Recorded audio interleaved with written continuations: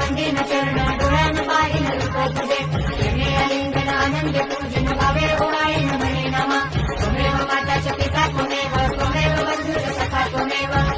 विद्या द्रविणं त्वमेव सर्वं मम देवदेव कायेन वाचा मनसेन्द्रियेण बुद्ध्यात्मना वा प्रकृति स्वभावात् करोमि यद्यत् सकलं परस्मै नारायणाय समर्पयामि अच्युतं केशवं रामनारायणं कृष्णदामोदरं वासुदेवं हरे श्रीधरं माधवं गोपिकावल्लभं जानकीनायकं रामचन्द्रं हरे